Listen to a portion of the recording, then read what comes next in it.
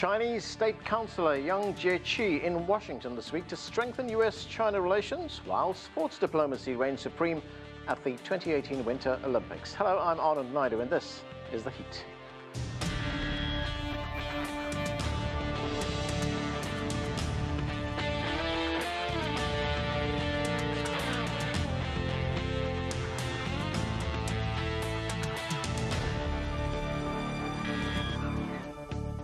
U.S. Secretary of State Rex Tillerson welcomed the top Chinese diplomat, young Jiechi, to Washington, D.C. this week in a show of diplomacy. The two discussed a wide range of issues, including tensions on the Korean peninsula. Both reiterated a commitment to the U.S. China relationship. We've had many good discussions, and we're going to continue these very important discussions about U.S. China relations. I'm sure that I will have very good discussions with the Secretary of State, and we will carry out the agreement between our two heads of state and push forward our very important relationship. Joining us now, Afshin Molavi is a senior fellow in foreign policy at Johns Hopkins University School of Advanced International Studies. Jenny Town is assistant director of the U.S Korea Institute at SAIS and managing editor of 38 North, a web journal dedicated to analysis of the DPRK. From Beijing, Qinduo Xu is a political analyst for China Radio International, and Jee Lee is a media consultant and founder of CryptoCoree, a consulting firm. Thanks to all of you for joining us. Qinduo Xu, let me start with you out in Beijing. The U.S. relationship with China seems to be a little bit ambiguous, depending on the occasion. President Trump has called China a revisionist power. He's called China a strategic competitor. But as we heard there just now, China's visiting State Councillor Yang Jiechi says the relationship is, quote, an important one. How would you characterize this relationship right now? Well, obviously, we are at a very difficult stage right now, in terms of trade, in terms of security. Basically, now we are facing whether a stark choice whether we are going to have a trade war between the two biggest economies. And secondly, on the security front, obviously, if you look at the recent published three documents by the U.S. side, National Security Strategy, Defense Security Strategy, and also the Nuclear Postal Review, China is being described as a major rival of the United States. So it's full of uncertainty, let's say, how the two countries are going to deal with their frictions and their different perceptions of each other. That will somehow define, what kind of relationship we are going to have for this year or near future. So, Afshin, there we hear these two countries have a relationship, one which is, I guess, characterized by trade, the other by security. Is it an either-or situation, trade or security, or can they have both? Many people thought that the trade would, impel both sides to become closer, and therefore there would be no conflict, of course. But I think there's something to that. I mean, at the end of the day, where you stand on this depends on where you sit, right? If you are Apple, and 25% of your global revenues are from China. If you are a company like Louisville, Kentucky-based Yum Foods, and something like half of your revenues are from China, you really want this relationship to stay intact. But if you are an industrial enterprise in the United States, and you're still worried about intellectual property, and look, what the Trump administration says is the deficit is too high, they're stealing our intellectual property, and they're subsidizing their companies, right?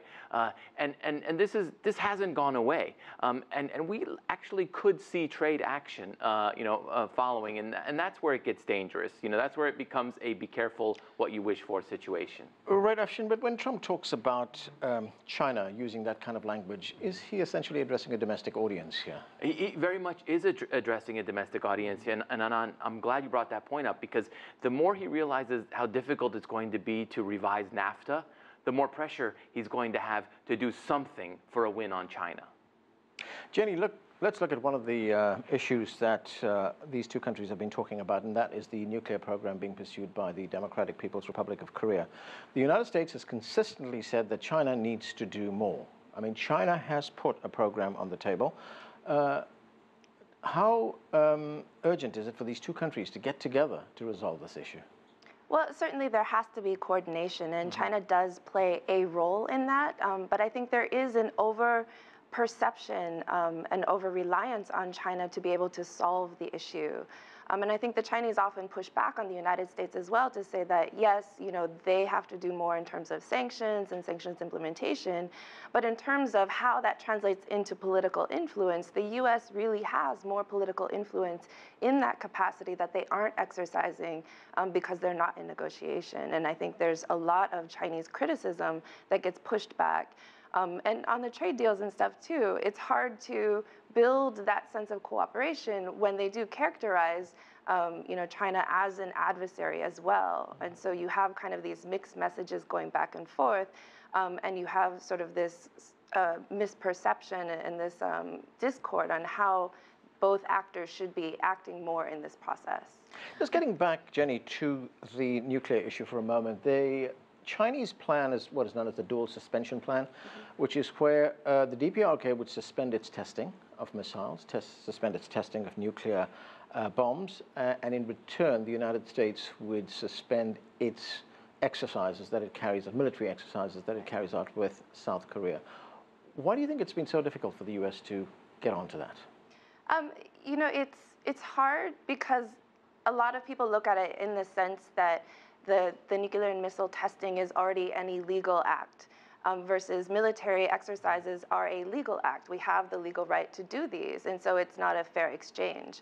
But at the same time, we don't necessarily have to do them the exact way that we're doing them now. And there's certainly parts of the exercises that the North Koreans have objected to most for how intimidating they are, how close to the borders they are, how large in scale they are.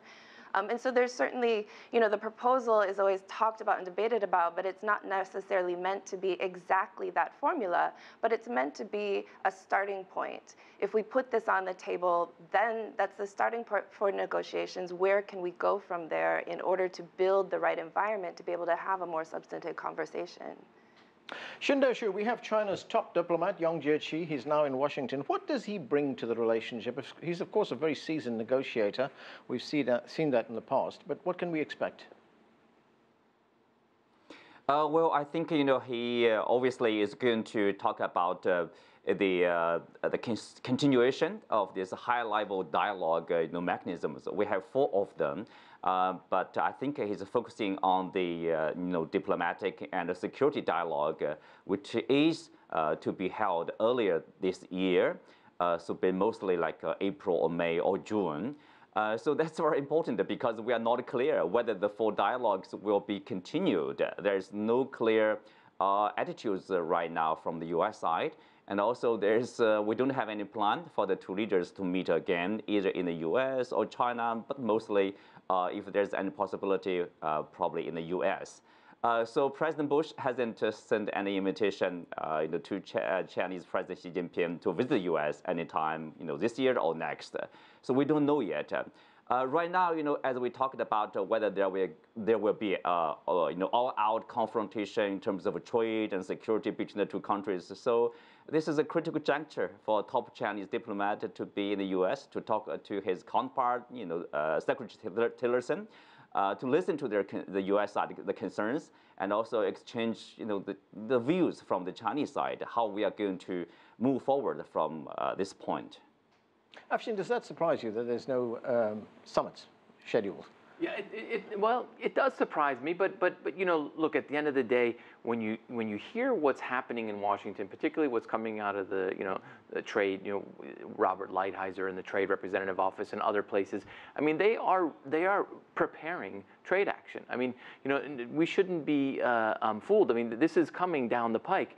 And this is a question of whether it's going to be soft or medium or hard. Trade action against China. Trade action against China. Yeah. Well, whether we've it's already seen that with the solar panels. Right. And we're going to be seeing more of it. And then the question becomes, what kind of reaction China has, and then does it lead to a tit for tat, and how big are the tits and how big are the tats? And it's so that's where we are. Well, as we know, President Trump is given to hyperbole, is given to very bombastic talk when he talks about China. He did an interview with Reuters about a month ago, and this is what he said. I'm going to quote this. He said, "We have a very big intellectual property potential fine going on." He's referring to China here, which is going to come out soon. We're talking about big damages. We're talking about numbers that you haven't even thought about. Does language like that help? No, it certainly doesn't help. But, you know, to the point, look, the national security bureaucracy has declared China a revisionist power, an adversary, a strategic adversary. So it's not as if he is running ahead of his, you know, bureaucracy here. I mean, they see it as well.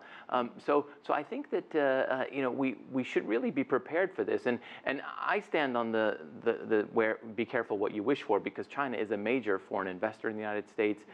It's a you know, major manufacturer. The trade relationship is vital to the U.S. interest. I also wanted to add that kind of talk is often missing the point that your people are not just exporters, they're also importers. Right. So a strong dollar doesn't always mean it's strong for everybody. It actually hurts people as well. So I think when he has those more fire and fury type of talks, he should also consider that all of his audience is not the people that the target demographic that he thinks they are. Yeah. Right. Jenny, there is deep concern in China about what happens on the Korean peninsula, especially in the DPRK. China has expressed those concerns. It borders the DPRK.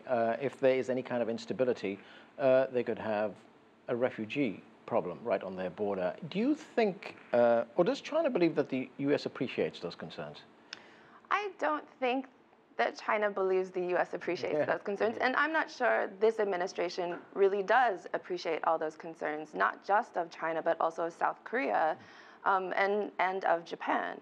And so, you know, all of this talk of, you know, military actions and bloody nose strikes and preventive actions, and with the idea that we could do something that doesn't elicit a big response from North Korea is a huge risk. Right. And it's a huge risk, especially to the people in the region, especially to our allies and, you know, our strategic partners. And so this is really something that is of concern throughout the region, not just in China, as to, you know, what does this really mean for, you know, those living in the region if the U.S. was willing to take this action unilaterally? Okay, Qinduo Xu, I want to take a break, but very quickly, what can China do to disabuse the United States of this notion that it poses a threat? Well, remember, if you look at the trade, it's mutually beneficial, let's say. China is the third largest export market for U.S. products, and also the fastest growing market for U.S. products. If you look at the number from 2006 to 2016, the 10 years, U.S. export had grown at basically like 160%. And right now it's like a double-digit growth in terms of U.S. export to the Chinese market. So I think, and also China is going to overtake the U.S. as the largest retail market this year, 2018. China is opening.